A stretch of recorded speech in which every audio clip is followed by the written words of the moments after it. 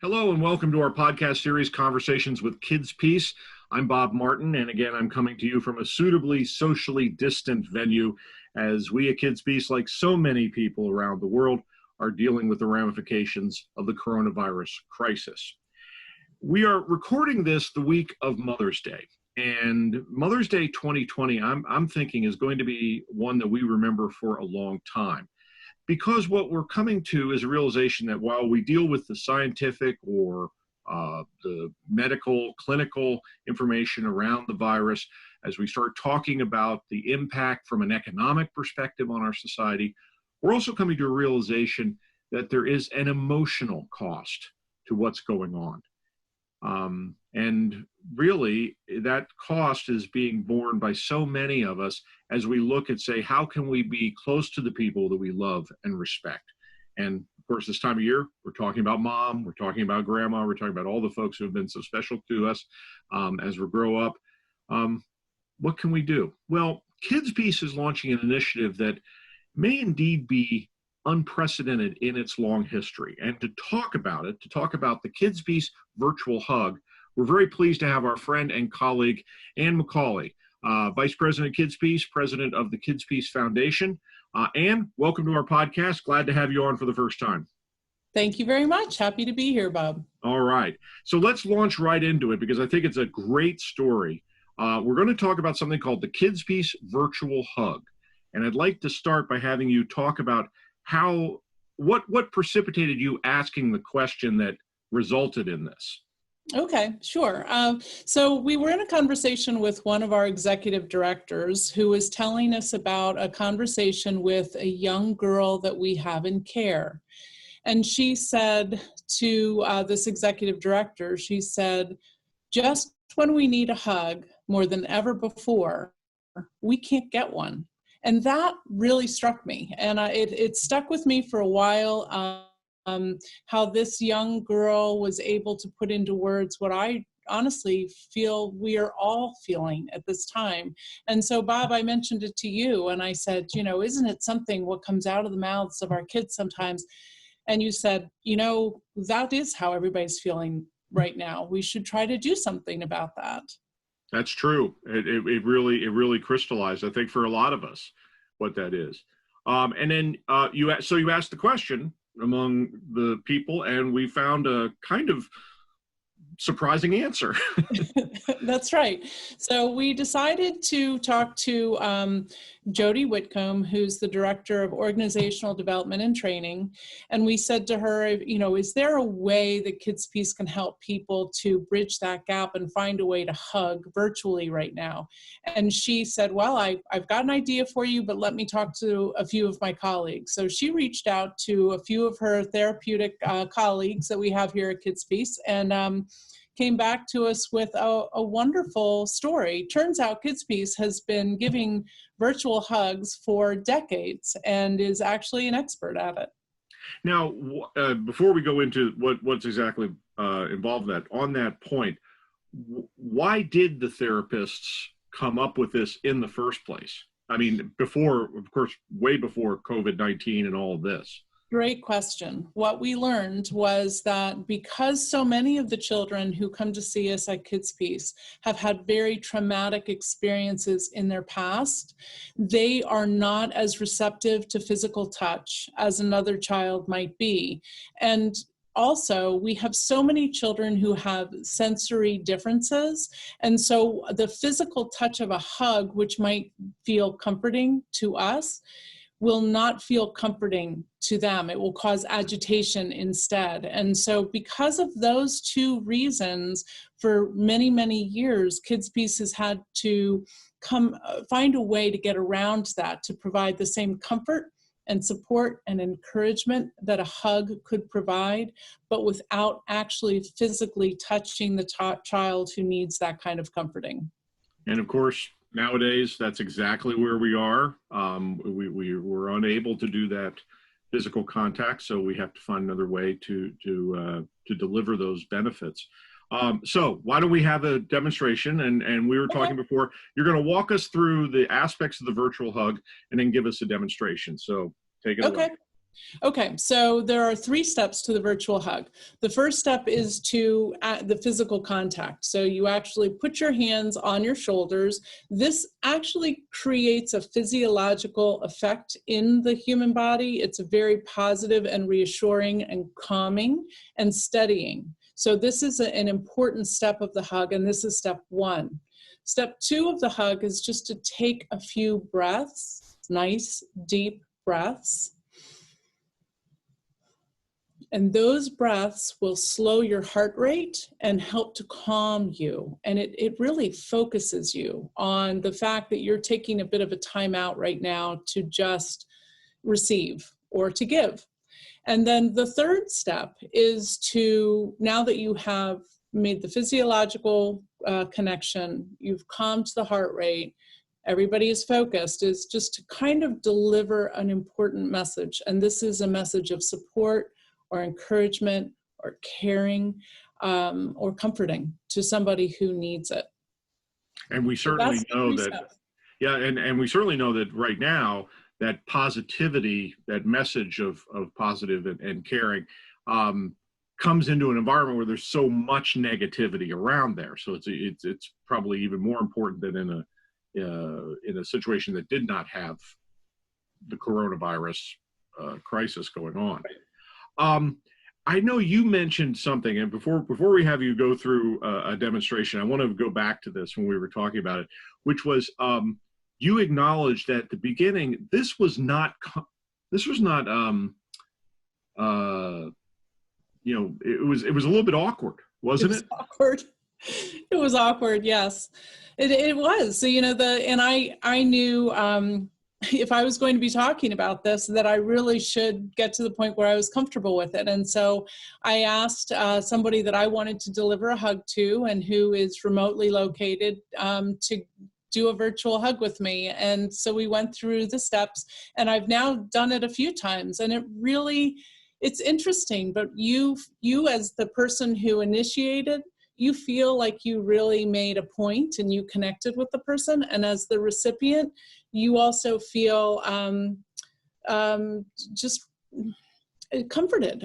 You know, just reassured and comforted and calmed in a really difficult time. So you hear these stories of people who have had to say goodbye to loved ones remotely. You hear of stories of people who can't connect with people who are elderly or not well, or children who really need this kind of comfort. And it's very challenging right now. So get over how awkward it is at first and give it a try, and you'll find it works. And it's worth promoting and trying to do.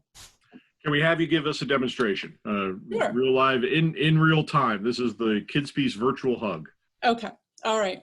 So my virtual hug today is to all of our KidsPeace heroes who we are incredibly proud of. So I am wrapping my arms around you,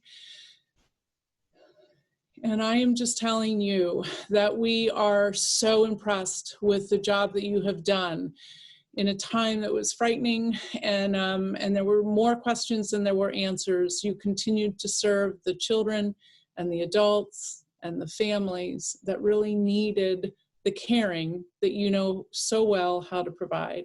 And just want to really wrap our arms around you and say thank you for that. That's fantastic. It's and obviously very, very deserving recipients of virtual hug every day, but most especially we're talking about doing, we're recording this again the week of Mother's Day. Do you agree with me that there's certainly something particularly relevant about the virtual hug around the time where we're celebrating these people who have meant so much to us? On so many different levels. So for me personally, my mother is in Florida. I know that there are mothers who are distant right now, and there are a lot of mothers who are distant from their children. We have foster mothers as well. As you know, at KidsPeace, we serve all kinds of families, and we have foster mothers that we'd like to take some time to recognize and appreciate this Mother's Day as well. So I think practicing the virtual hug and reaching out to the mothers that you love and appreciate and want to say thank you to is very, very appropriate and perfect timing for the virtual hug. So again, our foster mothers, I just want to shout out to the foster mothers that we have at KidsPeace. Our foster families continued taking new children in need of homes into their homes, even while they were shuddering against the virus. So what wonderful heroes they are as well. Absolutely. This May is National Foster Care Appreciation Month. Appreciation seems like such a inadequate word to talk about how much we admire them and really, really appreciate what they've done. So if folks want more information about the virtual hug, where can they get that? Well, when I'm trying to share this with somebody, I can go to the kidspeace.org website and go to resources. If you click on resources, the drop-down box, you'll see blogs. And if you pick the first one that you'll see there, there's a blog about the virtual hug. Click on that. You can share the link that way with people. You can read about it. It's a great story and really a wonderful opportunity to share more information about the virtual hug. And we've been promoting it on social media. So if you're on social media, Facebook, please check it out, like and share. We're trying to get the word out to as many people as we can, so you can help us by doing that. And before I let you go about social media, I really want to mention something you and your team have started over the last few weeks. It's really taking off. Talk about your efforts of Mission Monday and Thankful Thursday. So we really wanted to find ways to stay connected with people during this time, and it's challenging. And so we have so many wonderful things to talk about that we decided we should put that into an organized fashion so that people would know to start watching for the messaging that we're putting out. So working with Gina Stano and your department, Robbie Allred and Sean Parker, we've been working to pull those together. On a Monday, we'll send something out about our mission, something we're doing to further achieve the mission of KidsPeace, to provide hope, help, and healing to children, adults, and those who love them. A perfect example of that is Mission Monday celebration of TeenCentral.com, a free and anonymous website available to teens across the country who need a place to go to learn about what they might be feeling or experiencing and answer some of the questions that they may have. And if they feel so inclined, they're welcome to write in about the personal challenges that they're facing and have some personal contact back from one of our master's level clinicians about how to help. So that's celebrated in Mission Monday.